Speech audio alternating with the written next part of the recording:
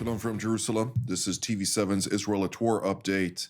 And as we are remarking today, day 474 since the Islamist Hamas and its terror affiliates from Gaza launched an onslaught on southern Israel and declared a war by perpetrating a massacre, which sparked a regional war in its footsteps. Nevertheless, we are going to focus on Gaza, on the Lebanese front, the Syrian front, and most dominantly for today's edition, we will focus on the Islamic Republic of Iran. And for that, let's now turn to our TV7 editor-at-large, Mr. Avi Oen. Amir, what can you update us on the latest?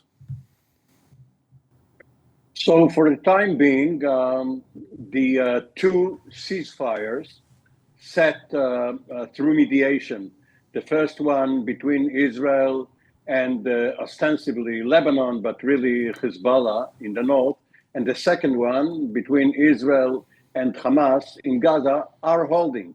There have been no incidents in Israel's either northern front or the southern front for several days now, actually weeks, as regards Lebanon. The focus security-wise is on the West Bank, Judea and Samaria, and even more to the point, northern Samaria, Jenin, where a major counterterrorism operation is being undertaken by the Israeli Defense Forces, the security agency, Shabak, and the border police special units. While the ceasefire is holding in the north, the Israeli forces have methodically patrolled the border area and have found a lot of weapons and other military preparations, terrorist preparations set up by Hezbollah against Israel, now dismantled. The Houthis, too, have held their fire ever since the Gaza ceasefire went into effect. And that is because Iran and its proxies have proclaimed victory by virtue of Israel agreeing to a ceasefire before Hamas has been totally run down. The major focus in Israel in military news has been the double resignation of the Chief of General Staff, Lieutenant General Herzi Halevi, and the Commanding General of the Southern Command, Major General Yaron Finkelman. The next Chief of Staff is probably going to be nominated any day now. Indeed. Well, with regard to no incidents, I would add that Israel has relayed over 36 complaints about specific violations by the Iranian proxy Hezbollah over the course of the past week alone. So naturally, there are violations which Hezbollah is perpetrating. There is we may call it a semi-enforcement by the Lebanese army, at least in territories where it is engaged. It's not really enforcement since there is no full-fledged engagement in which the Hezbollah terror operatives are removed from those areas. But nonetheless, Israel is also standing at the ready to enforce any violation within the areas which it still controls, and also beyond that. Let's put it plainly, if Hezbollah does not fulfill its responsibility with regard to the terms and conditions of the ceasefire, it will be breached, and Israel and Hezbollah will return to fighting. So naturally, nobody wants that to happen, but if it does happen, it will happen in full force. With regard to Iran proclaiming victory, well, if this is the way they define victory, let them be victorious every time around. But with that, let's now turn to Washington, D.C., where we're joined by retired Brigadier General Mark Kimet, formerly an Assistant Secretary of State for Political Military Affairs. It's good to see you, General. I'd like to ask you on this. It's always a pleasure indeed. I'd like to ask you on this current stature of the Iranians. On the one hand, they are stressing that they are as powerful as ever, naturally they wouldn't be parading around all kind of new type of munitions and systems if they weren't very concerned by the low level of deterrence that they have at this point in time. But how does this reflect on the region in a broad sense? Well, first of all, I think we recognize now that probably the most significant building block to where we are today started at the end of the last administration when he targeted Qasem Soleimani and took out the leader of the Iranian Revolutionary Guard's Quds Force. Foreign policy for Iran had always been conducted by the IRGC Quds Force, not through diplomacy, not through economic interchange, but by the proxy system, by the proxies that had been set up and managed by the IRGC. You talked earlier about resignations. If anybody should be resigning, it should be Ghani. He has totally proved himself incapable of managing the proxy network around the region, and in many ways, this is the result. So much like the Wizard of Oz, we're now looking behind the curtain and seeing that there's very, very little there. Countries in shambles. Economically, I think that the Biden administration will probably deliver the final economic blow to them, which is blockading any oil coming out of the Persian Gulf of Iranian origin. But let's not kid ourselves. They still remain, like North Korea, a threat because they're either on the verge of breakout or very near breakout in terms of its nuclear capabilities.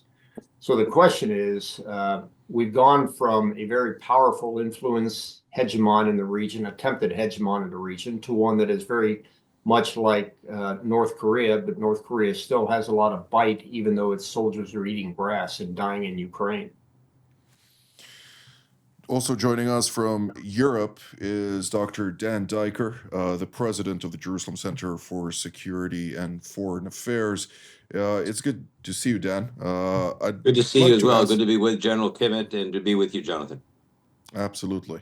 Well, I'd like to ask you on a statement made earlier today at the meeting of the World Economic Forum in Geneva, during the course of which we heard the IAEA Director General, Rafael Mariano Grossi, come out and state that the Iranians have accumulated over 200 kilograms of highly enriched uranium, with the levels at a very significant level, far beyond civic application, and nobody else enriches at the current levels, and he's speaking specifically about the 60% purity levels, if I may add. Nobody enriches those quantities unless they are opting to develop a nuclear weapons program. Why isn't the world as alarmed as I expect it to be?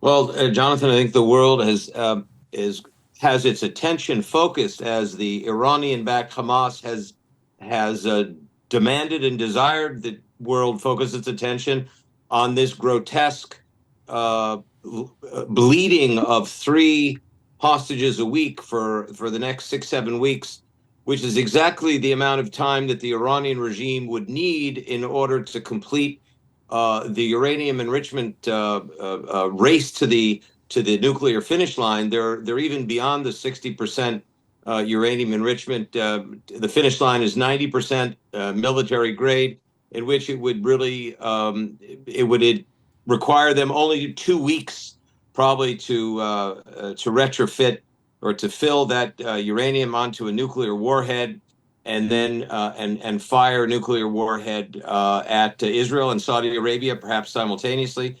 And so the distraction, the deception, propaganda strategy is exactly what Islamist warfare has always been about, continues to be about, and successfully distracts the collective attention of the Western Alliance and those in the Western Alliance who maintain a type of moral clarity necessary to understand that the Iranian regime is now racing to the nuclear finish line as their last hope for maintaining any type of regional domination.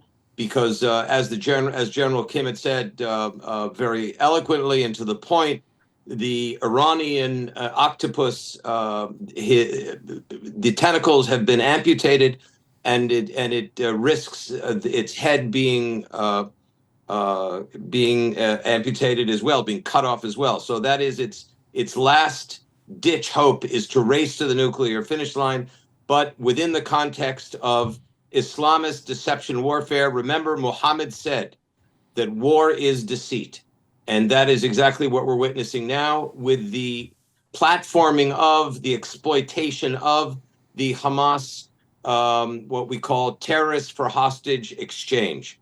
This is absolutely essential that the Western alliance understand exactly what we're witnessing here, a major operation, a psychological operation that is behind which the Iranian regime is racing to the nuclear finish line.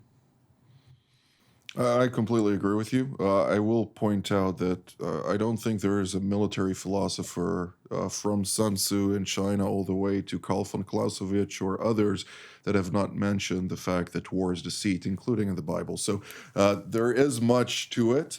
There are those who are better utilizing this into warfare than others. Unfortunately, the paradigm of warfare goes far beyond the strong power utilized in the battlefield by those actors, and they are utilizing also other spheres of influence that they are more successful than one should hope for.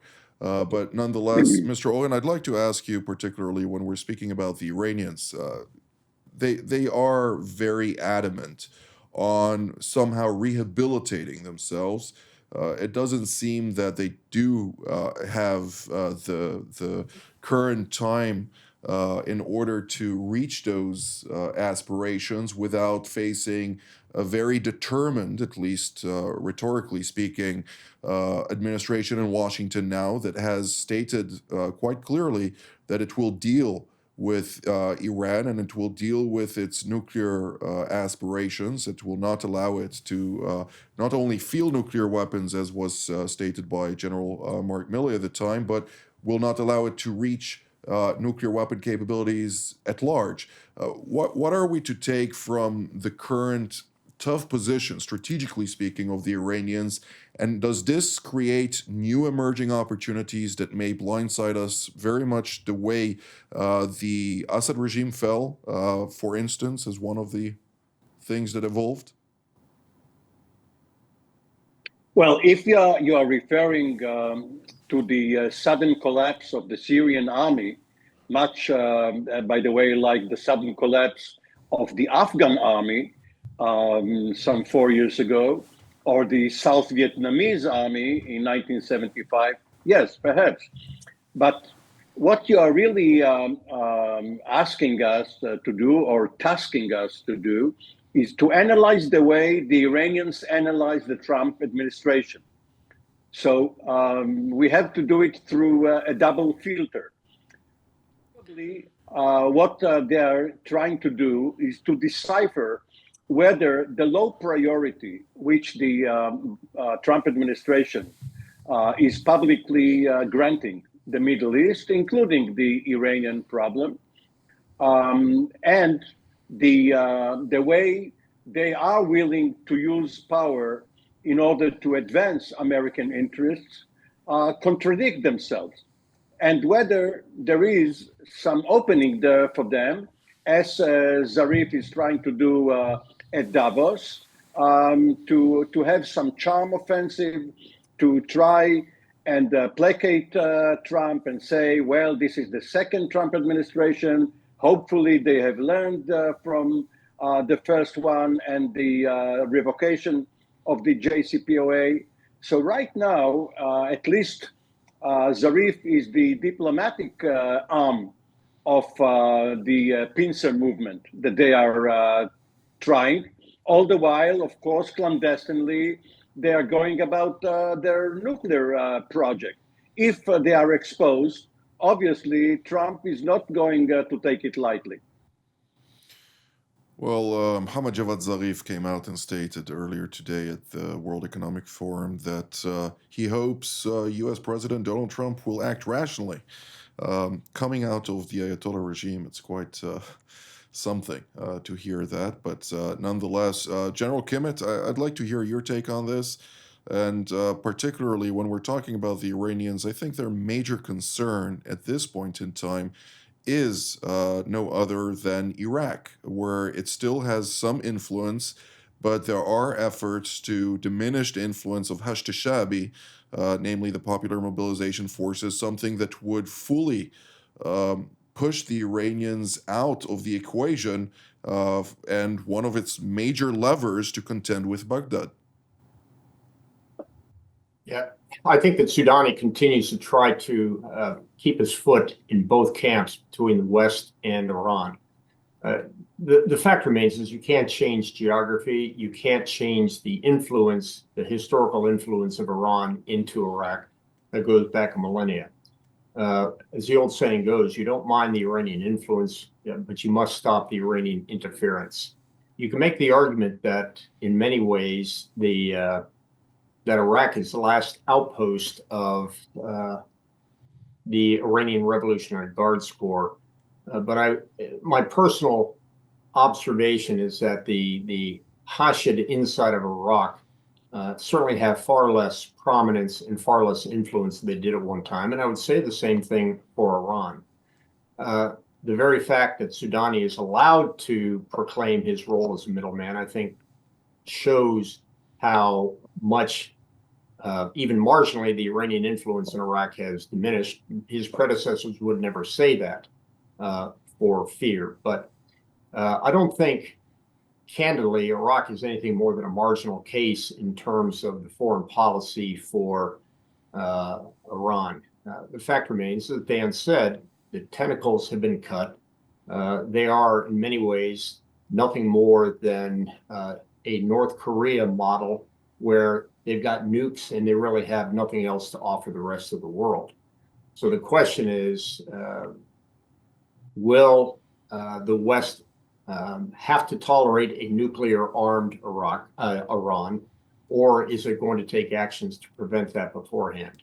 I think the Trump administration's view will be, we've got to be hard on Iran, but we're going to try diplomacy again, increase the sanctions, and I've said many times that it can include stopping the oil flow coming out of Iran. Iran doesn't have many friends left, and the only friends it does have are usually transactional friends that come from either oil exports or from missile technology transfer to the Russians. And if you can completely cut those two things off, again, you don't have much. You have a potential North Korea situation. I think we need to look at Iran and negotiate with Iran the way that we do with North Korea. Thank you, General Kimet. I will mention that when Israel launched its attack on October 26th of last year, it eliminated, of course, much of Iran's surface-to-air capabilities and other capabilities altogether, including the manufacturing of the ballistic missiles at its disposal. But there was also a specific targeting of the Palchin site, a nuclear site, but just next to it, there is a testing site that was used pre-2003 for specific nuclear weapon developments. This site was known to be also by the intelligence communities as a site where specific payload of nuclear weapons are being tested for the change of the temperatures throughout the trajectory of the launch. And that was targeted. It was believed to be active, which is very interesting, and it was destroyed. So the Iranians are, of course, not having all of the various circumstances in its own advantage of pushing forward this process. General Kimet, you wanted to mention something? Yeah, I would just, again, coming out of CENTCOM, and again, this is so aged as it can't be classified anymore. The focus used to be not only on the nuclear program, but as much as their missile program, for the simple reason that you may not be able to completely stop the development of their nukes, but just because they had a nuke, they still got to deliver it. So if you can go after not only a hard focus on the delivery systems, it might be the case that they have it, but they can't deliver it. That's not something that's going to keep Israel sleeping well at night, but at least it's a start. As well, Jonathan, can I weigh in on an additional point? Go ahead. Yeah, I think just to add to what the general has said, the timeline factor is very, very important. If we remember, you go back to 2003, when Israel and the United States took away or really extracted the Libyan, destroyed, disabled the Libyan nuclear program. And in those months, the Iranian nuclear program actually ceased out of fear of United States and United States retribution. And when they saw, following the attack and the invasion of Iraq, that there were going to be no real repercussions from the United States, they resumed their nuclear program. We're 22 years after that, and my sense is from the view from Jerusalem, as it were, is that the timeline is too short to engage even in medium-term punishing financial sanctions, as President Trump likes to impose. And I think that we've gone beyond the red line of diplomacy. The Iranians, as chess players and market and basket weavers, have proven that they're able to cheat, rob, and steal and complete the nuclear process, and even as we speak, begin to retrofit a nuclear device onto a ballistic missile. And my sense is that the security echelons in Jerusalem, the intelligence echelons, and of course, beginning with the prime minister, who first alerted in 1996 in a dramatic and historic address to both houses of the United States Congress, the impending doom for the Western alliance and the free world if the Iranian regime were to achieve nuclear supremacy and nuclear weapons. I think we're almost there.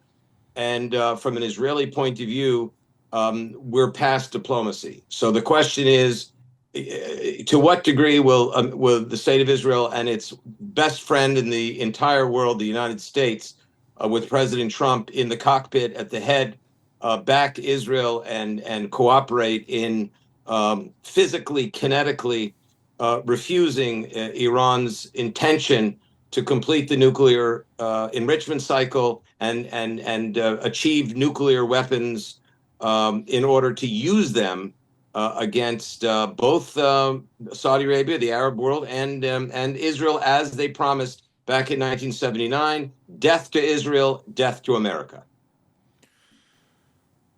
Good point. I will note that there are discussions about that in Washington. One of the points that I did hear from people discussing this, who are relevant to this topic specifically, is that they cast doubt whether or not the Ayatollah regime would survive such an attack. And if not, what would a day after look like? So there are different aspects to this decision making, and this might take longer because a plan or a contingency should be prepared to confront such a scenario. But we're running out of time, and therefore I'd like to give each of you 1 minute to talk about whatever you'd like, and therefore I know some would like to respond.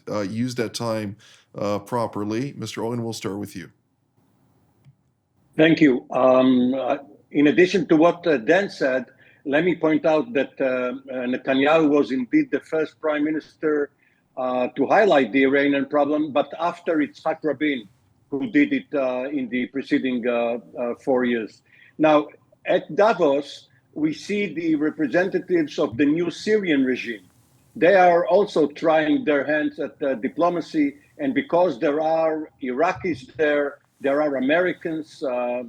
Maybe there is a reunion between former Secretary of State Kerry and Zarif, and who knows what track 2 dealings are being done there.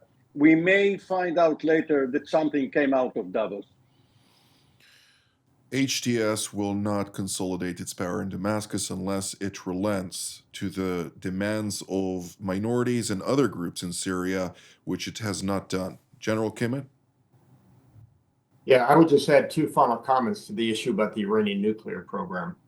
I think if I was President Trump, I would ask 2 significant questions before I was part of any operation for a kinetic response to Iran, which is, I understand the intentions. Explain to me the capabilities. And capability to completely eliminate the program or even significantly damage the program was an issue 20 years ago.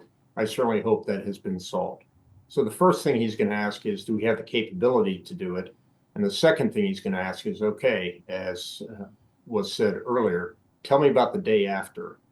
And so I think that while it may be probably the right thing to do to conduct a kinetic strike, I think we've got to make sure that we understand